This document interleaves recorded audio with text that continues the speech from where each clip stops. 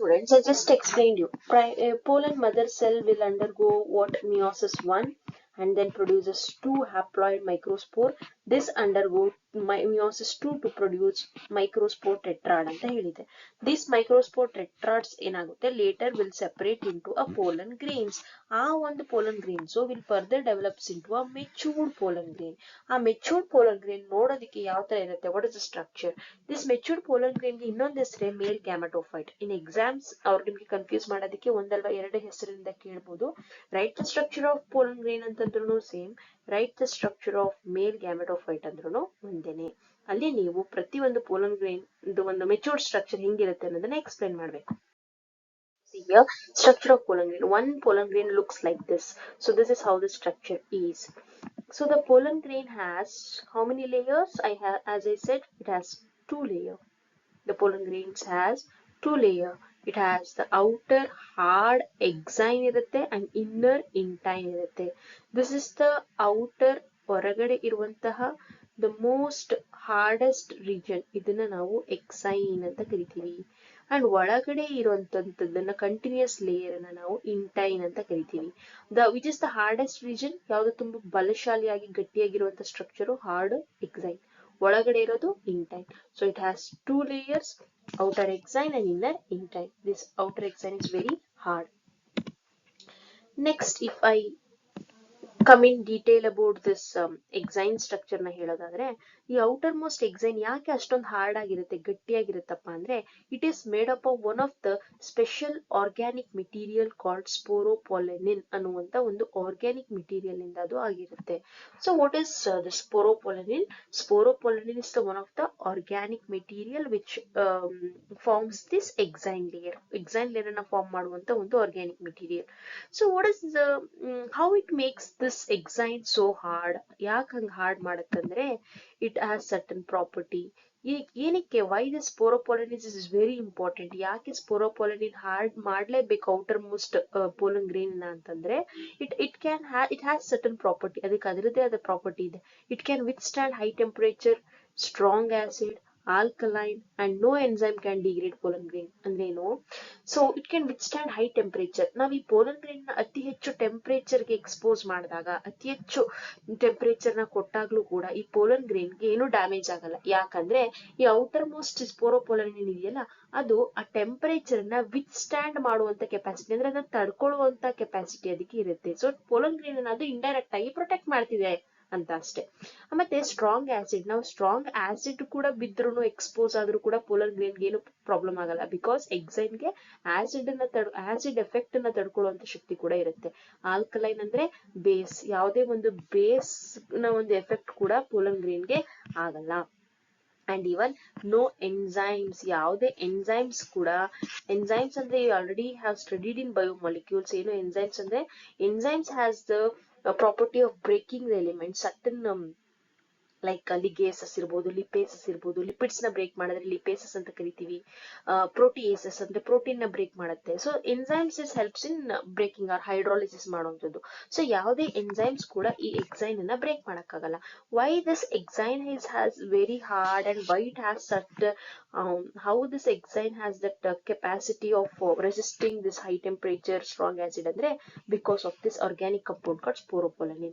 Example ಕೇಳ್ತಾರೆ, the most important question ಇದು in case of MCQ ಅಲ್ಲಿ ಬರ್ಬೋದು ಇದು. sporopollenin, the exine is made up of an organic compound is called sporopollenin. ಮರಿಬೇಡಿ ಇದನ್ನ.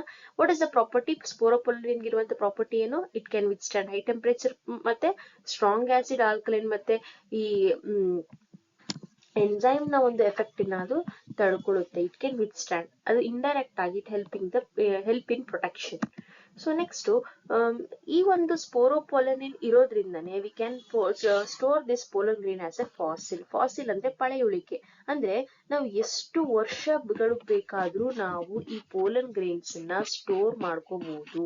Store ಮಾಡಿದಾಗ pollen grains ಗಳು ಮ್ಯಾಮ್ ಹಳೇದಾಗಲ್ವಾ, ಅಥವಾ ಅದು ತನ್ನ pollen grain ಕೆಪಾಸಿಟಿನ ಕಳ್ಕೊಳಲ್ವಾ, ಅದು ಬೇರೆ ಸ್ಟಿಗ್ಮಾ ಮೇಲೆ ಬಿದ್ದಾಗ ಇನ್ನೂ ಅದು ರಿಪ್ರೊಡಕ್ಷನ್ ಮಾಡೋ ಕೆಪಾಸಿಟಿ ಇರುತ್ತಾ ಈ ಮೇಲ್ ಗ್ಯಾಮೆಟೋಫೈಟ್ ಗೆ ಅಂತ ಕೇಳಿದ್ರೆ, ಇರುತ್ತೆ.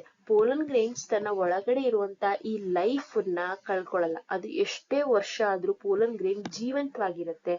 ಯಾಕೆ ಯಾಕೆ ನಾವು ಅದನ್ನ ಎಷ್ಟು ವರ್ಷಗಳ ಕಾಲ ಪ್ರೊಟೆಕ್ಟ್ ಮಾಡಿ ಇಟ್ಕೋಬಹುದು, ಯಾವುದೇ ಕಾರಣಕ್ಕೂ ಅದು ತನ್ನ ಲೈಫ್ ನ ಕಳ್ಕೊಳಲ್ಲ ಅಂದ್ರೆ ಈ ಒಂದು ಮೇನ್ ರೀಸನ್ ಸ್ಪೋರೋಪೋಲನಿನ್. ಯಾಕಂದ್ರೆ ಸ್ಪೋರೋಪೋಲನಿನ್ ಯಾವ ಟೆಂಪರೇಚರ್, ಆಸಿಡ್, ಆಲ್ಕಲೈನ್ ಏನ್ ಬಿದ್ರು ಇದ್ರ ಪ್ರಾಪರ್ಟಿನ ಅದನ್ನ ಕಳ್ಕೊಳ್ಳೋದಿಕ್ಕೆ ಅದು ಬಿಡೋದಿಲ್ಲ. So that we can store this pollen grain as a fossil. Fossil ಅಂದ್ರೆ ಏನು? ಪಳೆಯುಳಿಕೆ.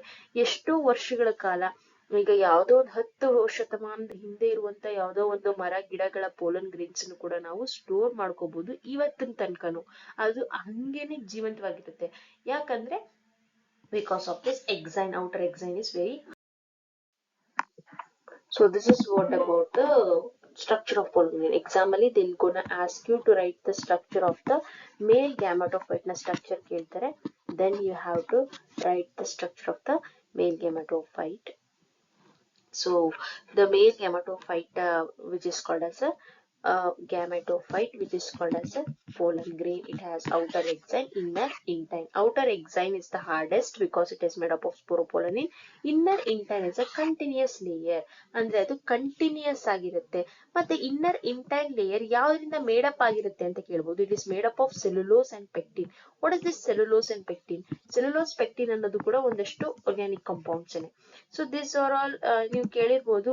ಸೆಲ್ ಅಲ್ಲಿ ಈ ಸೆಲ್ಯುಲೋಸ್ ಮತ್ತೆ ಪೆಕ್ಟಿನ್ಸ್ ಗಳಿರ್ತವೆ. ಈ ಡಯಾಗ್ರಾಮ್ ಏನ್ ಇಂಪಾರ್ಟೆಂಟ್ ಅಲ್ಲ, ನಾನು ನಿಮ್ಗೆ ಜಸ್ಟ್ ಎಲ್ಲಿ ಇರುತ್ತೆ ಸೆಲ್ಯುಲೋಸ್ ಪೆಕ್ಟಿನ್ ಅಂತ ನಿಮ್ಗೆ ಎಕ್ಸ್ಪ್ಲೇನ್ ಮಾಡ್ತಾ ಇರೋದು. ಪ್ರತಿ ಒಂದು ಸೆಲ್ಸ್ ಅಲ್ಲೂ, ಸೆಲ್ ವಾಲ್ ಅಲ್ಲೂ ನಿಮ್ಗೆ ಈ ಒಂದು ಸೆಲ್ ವಾಲ್ ಅಲ್ಲಿ ನಿಮ್ಗೆ you have studied this cell chapter ಓದಿರ್ತೀರಾ. ಸೆಲ್ ವಾಲ್ ಅಲ್ಲಿ middle lamella, primary wall, plasma membrane ಇರುತ್ತೆ. ಸೊ ದಟ್ ಈ ವಾಲ್ ಲೇಯರ್ಸ್ ಪೆಕ್ಟಿನ್ ಮತ್ತೆ ಹೆಮಿಸೆಲ್ಯುಲೋಸ್, ಸೆಲ್ಯುಲೋಸ್ ಇಂದ ಮೇಡಪ್ ಆಗಿರುತ್ತೆ. ಇದೆಲ್ಲ ಆರ್ಗ್ಯಾನಿಕ್ ಕಾಂಪೌಂಡ್. ಇದು ಯಾಕೆ ಇಲ್ಲಿ ಹೇಳಕ್ ಬಂದೆ ಅಂತಂದ್ರೆ, the pollen grains na ಒಳಗಡೆ intine ಇತ್ತಲ್ಲ, the continuous layer that is made up of two compounds called cellulose. So the pollen grains ಅಲ್ಲಿ ನಮಗೆ ಒಳಗಡೆ ಇನ್ನ ಡೀಟೇಲ್ ಆಗಿ ಬಂದ್ರೆ, it has two walls ಆಯ್ತು, ಅದು intine ಮತ್ತೆ exine. ಒಳಗಡೆ ಇನ್ನೊಂದ್ ಸ್ವಲ್ಪ ಡೀಟೇಲ್ ಆಗಿ ಬಂದ್ರೆ, you can observe there is a there are two cells in the pollen grain. One is vegetative cell, another one is generative cell. Most important question ಇದು, they're gonna ask you. So ಏನು that the two cells in the pollen grain ಯಾವ್ಯಾವುದು? Vegetative cell ಮತ್ತೆ generative cell. Vegetative cell ನೋಡೋದಕ್ಕೆ ಹೆಂಗಿರುತ್ತೆ? This ಇಲ್ಲೇ ನಿಮ್ಗೆ two cells ಕಾಣಿಸುತ್ತೆ. ಇದು ಒಂದು ಪೋಲನ್ ಗ್ರೇನ್ ಅಪ್ಪ. So this pollen grain has the central, ಇಲ್ಲಿ ಒಳಗಡೆ ಒಂದು ಸೆಲ್ ಇದೆ, ಇದ್ರ ಮೇಲ್ಗಡೆ ಒಂದು ಸೆಲ್ ಇದೆ. So this is the two cells. This ಮೇಲ್ಗಡೆ ಇದೆಯಲ್ಲ, this is called as vegetative cell. ಕೆಳಗಡೆ ಇದೆಯಲ್ಲ, this is called as a generative cell. ಏನಾದ್ರು ಫಂಕ್ಷನ್ ಅಂತಂದ್ರೆ, the vegetative cells looks bigger. ಅದ್ ನೋಡೋದಕ್ಕೆ ಹೆಂಗ್ ಕಾಣುತ್ತೆ? ದೊಡ್ಡದಾಗಿ ಕಾಣಿಸುತ್ತೆ. ಇಲ್ಲೆಲ್ಲ ಒಂದಷ್ಟು ಡಾಟ್ಸ್ ಇದೆ. these dots are reserve material, food materials. ಈ ಸೈಟೋಪ್ಲಾಸಮ್ ಅಲ್ಲಿ ಇರುವಂತಹ ಒಂದು ಸೆಲ್ ಅಂದ್ಮೇಲೆ ಸೈಟೋಪ್ಲಾಸಮ್ ಇರಬೇಕು. ಈ ಸೆಲ್ ಅಲ್ಲಿ, ಈ ಸೈಟೋಪ್ಲಾಸಮ್ ಅಲ್ಲಿ ಒಂದಷ್ಟು ರಿಸರ್ವ್ ಫುಡ್ ಮೆಟೀರಿಯಲ್ಸ್ ಇರುತ್ತೆ. ಯಾವ್ದ್ರಲ್ಲಿ? Vegetative cell. Vegetative cell looks bigger and it has numerous reserve food material. ಆದ್ರ ಒಳಗಡೆ ಒಂದು ನ್ಯೂಕ್ಲಿಯಸ್ ಕೂಡ ಇದೆ. ಅದಕ್ಕೆ ಯಾವುದೇ ಒಂದು ಪರ್ಟಿಕ್ಯುಲರ್ ಶೇಪ್ ಇಲ್ಲ. ಇಟ್ ಇಸ್ ಇರ್ರೆಗ್ಯುಲರ್ ಆಗಿರುತ್ತೆ. ಇನ್ನು ಒಳಗಡೆ ಬಂದ್ರೆ there is a one more spindle shape structure ಇರುವಂತ ಒಂದು ಸೆಲ್. ಈ ತರ ಇರುತ್ತೆ cell. That is small cell that is called as generative cell ಅಂತ ಕರಿತೀವಿ.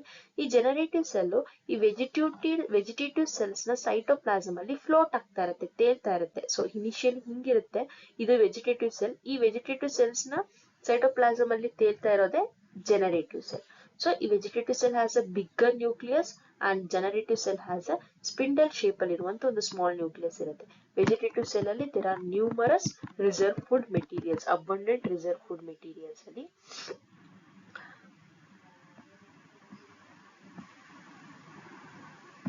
abundant reserve food materials ಇರುತ್ತೆ. This is the important. So ನಿಮ್ಗೆ what are the two cells of the pollen grain ಅಂತ ಕೇಳ್ತಾರೆ. Most important question. Vegetative cell ಮತ್ತೆ generative cell. Vegetative cell ನೋಡೋದಕ್ಕೆ bigger and generative cell is smaller. It has regular nucleus and it has irregular nucleus. this has regular nucleus, this has irregular nucleus ಅಂತ ನೀವು ಬರೀಬಹುದು. ಇನ್ನ ಒಂದು important question point ಏನಪ್ಪಾ ಅಂದ್ರೆ, ನೋಡಿ ಇಲ್ಲಿ ಆಂಥರ್ ಇಂದ ಏನು ಪೋಲನ್ ಗ್ರೇನ್ಸ್ ರಿಲೀಸ್ ಆಗುತ್ತೋ ಸೊ ಆಂಥರ್ ಇಂದ ನಾನು ಏನ್ ಪೋಲನ್ ಸ್ಯಾಕ್ ಅಂತ ಹೇಳಿದ್ನೋ, ಈ ಪೋಲನ್ ಸ್ಯಾಕ್ ಇಂದ ರಿಲೀಸ್ ಆಗುವಂತ ಪೋಲನ್ ಗ್ರೀನ್ ಅಲ್ಲಿ ಎಷ್ಟು ಸೆಲ್ಸ್ ಇರುತ್ತೆ ಅಂತ ಕೇಳಿದ್ರೆ, I already explain pollen green ಅಲ್ಲಿ 2 ಸೆಲ್ಸ್ ಇರುತ್ತೆ. ಬಟ್ ಎಲ್ಲಾ ಪ್ಲಾಂಟ್ಸ್ ಗಳು 2 ಸೆಲ್ಸ್ ಅನ್ನೇ ರಿಲೀಸ್ ಮಾಡುತ್ತಾ ಅಂದ್ರೆ ಇಲ್ಲ. ಫ್ಯೂ 60% ಆಫ್ ದ ಏಂಜಿಯೋಸ್ಪರ್ಮ್ ಅಂದ್ರೆ 60% ಏಂಜಿಯೋಸ್ಪರ್ಮ್ ಫ್ಲವರ್ಸ್ ಗಳು ತಮ್ಮ ಪೋಲನ್ ಗ್ರೀನ್ ಅನ್ನ 2 ಸೆಲ್ ಸ್ಟೇಜ್ ಅಲ್ಲಿ ರಿಲೀಸ್ ಮಾಡುತ್ತೆ. ಅಂದ್ರೆ ರಿಲೀಸ್ ಆಗುವಂತ ಪೋಲನ್ ಗ್ರೀನ್ ಎಲ್ಲ ಆಲ್ಮೋಸ್ಟ್ 60% ಫ್ಲವರ್ಸ್ ಅಲ್ಲಿ ಯಾವ ತರ ಎಷ್ಟು ಸೆಲ್ ಸ್ಟೇಜ್ ಅಲ್ಲಿ ಇರುತ್ತೆ, 2 ಸೆಲ್ ಸ್ಟೇಜ್ ಅಲ್ಲಿ ಇರುತ್ತೆ. ಯಾವ ಸೆಲ್ ಸ್ಟೇಜಸ್ ವೆಜಿಟೇಟಿವ್ ಮತ್ತೆ generative. But remaining 40% of the flowers 3 celled stage ಅಲ್ಲಿ ತಮ್ಮ ಒಂದು ಸೆಲ್ಸ್ ನ ತಮ್ಮ ಪೋಲನ್ ಗ್ರೇನ್ಸ್ ನ ರಿಲೀಸ್ ಮಾಡುತ್ತೆ. ನಾವು ಗೊತ್ತಿರೋದೇ 2 ಸೆಲ್ಸ್, 3 ಸೆಲ್ಸ್ ಎಲ್ಲಿ ಬಂತು ಮ್ಯಾಮ್ ಅಂತ ಕೇಳಿದ್ರೆ, ಇಲ್ಲಿ ವೆಜಿಟೇಟಿವ್ ಸೆಲ್ ಇದೆ ಅಲ್ವಾ, ಇದು ಜನರೇಟಿವ್ ಸೆಲ್ ಹೌದಾ. ವೆಜಿಟೇಟಿವ್ ಸೆಲ್ ಗಿಂತ ಚಿಕ್ಕದಿರುತ್ತೆ ಜನರೇಟಿವ್ ಸೆಲ್. ಈ ಸ್ಟೇಜ್ ಅಲ್ಲಿ 60% ಆಫ್ ದ ಏಂಜಿಯೋಸ್ಪರ್ಮ್ ಫ್ಲವರ್ ಅಲ್ಲಿ ಪೋಲನ್ ಗ್ರೇನ್ ಈ ತರ ರಿಲೀಸ್ ಆಗುತ್ತೆ.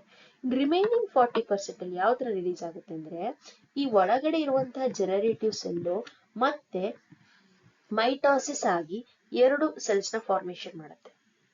ಆವಾಗ ನಿಮ್ಗೆ ಇಲ್ಲಿ ಒಳಗಡೆ ಇರುವಂತಹ ಜನರೇಟಿವ್ ಸೆಲ್ಲು 2 ಆಗುತ್ತಾ, ಇದೆರಡನ್ನ ನಾನು ಇಲ್ಲಿ ಬರ್ದಿರೋದು. ಸೊ ಇವೆರಡನ್ನ ನಾನಿಲ್ಲಿ ಇಲ್ಲಿ ಬರ್ದಿದ್ದೀನಿ ಈಗ. ಸೊ ಈಗ ಒಳಗಡೆ ಇದ್ದ 1 ಜನರೇಟಿವ್ ಸೆಲ್ 2 ಜನರೇಟಿವ್ ಸೆಲ್ ಆಯ್ತು ಮೈಟಾಸಿಸ್ ಆಗಿ. ಈಗ ಒಟ್ಟು ಎಷ್ಟು ಸೆಲ್ ಸಿಕ್ತು ನಿಮ್ಗೆ ಪೋಲನ್ ಗ್ರೇನ್ ಒಳಗಡೆ? 3. ಯಾವ್ಯಾವುದು? 1 ವೆಜಿಟೇಟಿವ್ ಸೆಲ್ ಮತ್ತೆ ಜನರೇಟಿವ್ ಸೆಲ್ 2 ಸೆಲ್ ಆಗಿದೆ. So there are 3 cells in total. So ಇದನ್ನ ನಾವು 3 ಸೆಲ್ಡ್ ಸ್ಟೇಜ್ ಅಂತ ಕರಿತೀವಿ. ಸೊ 40% ಆಫ್ ದ ಏಂಜಿಯೋಸ್ಪರ್ಮ್ ಅಲ್ಲಿ ಪೋಲನ್ ಗ್ರೇನ್ಸ್ 2 ಸೆಲ್ ಸ್ಟೇಜ್ ಅಲ್ಲಿ ರಿಲೀಸ್ ಆಗ್ಬಿಡುತ್ತೆ. ಇನ್ ಕೆಲವೊಂದರಲ್ಲಿ ಅದು 3 ಸೆಲ್ಡ್ ಸ್ಟೇಜ್ ಆಗಿ ರಿಲೀಸ್ ಆಗುತ್ತೆ. ಈ 3 ಸೆಲ್ಡ್ ಸ್ಟೇಜ್ ಬಗ್ಗೆ ನಾವು ಮುಂದೆ ಇನ್ನೊಂದ್ಸಲ ಓದ್ತೀವಿ. So this is one of the brief explanation ಅಷ್ಟೇ. ಸೊ ಇಲ್ಲಿಗೆ the structure of pollen grain ಮುಗಿಯುತ್ತೆ. So structure of pollen grain ಕೇಳಿದಾಗ you have to explain the outer wall exine. Intine ಯಾವ್ದ್ರಿಂದ ಮೇಡಪ್ ಆಗಿರುತ್ತೆ? It is made up of cellulose and pectin ಅಂತ ಬರೀಬೇಕು. Outer exine is made up of sporopollenin. What is the function of sporopollenin? It can withstand high temperature, it can withstand the effects of alkaline, acids and also it can not be degraded by any enzymes ಅಂತ ಬರೀರಿ. And then you have to come in detail structure. ಏನದು? The pollen grain has 2 cells, one vegetative ಮತ್ತೆ generative. How it looks? Vegetative is bigger and generative smaller, which floats on the structure of vegetative cell. ಇದರಲ್ಲಿ irregular nucleus ಮತ್ತೆ ಇಲ್ಲಿ regular nucleus ಇರುತ್ತೆ ಅಂತ ಬರೀಬೇಕು. ಇನ್ನ ಒಂದು ಇಂಪಾರ್ಟೆಂಟ್ ಎಕ್ಸ್ಪ್ಲನೇಷನ್ ಏನಪ್ಪಾ ಅಂದ್ರೆ, ಪೋಲನ್ ಗ್ರೇನ್ ಅಲ್ಲಿ ಕೆಲವೊಂದು ರೀಜನ್ ಅಲ್ಲಿ ಸ್ಪೋರೋಪೋಲನಿನ್ ಇರೋದೇ ಇಲ್ಲ, ಆಬ್ಸೆಂಟ್ ಆಗಿರುತ್ತೆ. ಅಂತ ರೀಜನ್ ಗಳನ್ನ ನಾವು ಜರ್ಮ್ ಪೋರ್ ಅಂತ ಕರಿತೀವಿ. The place where the sporopollenin is absent is called as germ pore. So exine ಇಲ್ಲಿ ಕಂಟಿನ್ಯೂಸ್ ಆಗಿರಲ್ಲ. Why we call intine is continuous? ನಾನು ಹೇಳ್ಬೇಕಾದ್ರೆ intine is continuous ಅಂತ ಹೇಳಿದೆ, ಯಾವಾಗ್ಲೂ exine is continuous ಅಂತ ಹೇಳಿಲ್ಲ. ಅಂದ್ರೆ ನಾವು exine ಕಂಟಿನ್ಯೂಸ್ ಆಗಿರಲ್ಲ.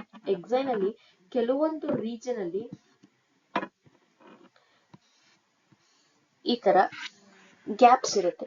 ಈ ರೀಜನ್ ಅಲ್ಲಿ ಸ್ಪೋರೋಪೊಲನಿನ್ ಇರಲ್ಲ. So the region where sporopollenin is absent is called germ four.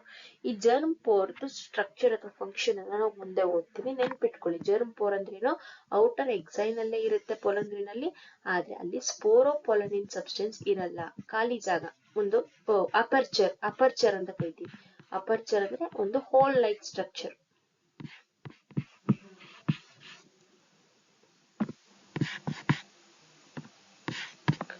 So this is the structure of the pollen grain. Okay, hope you understood this. Any doubts idrunu you can ask me in the comment section. Okay, thank you so much.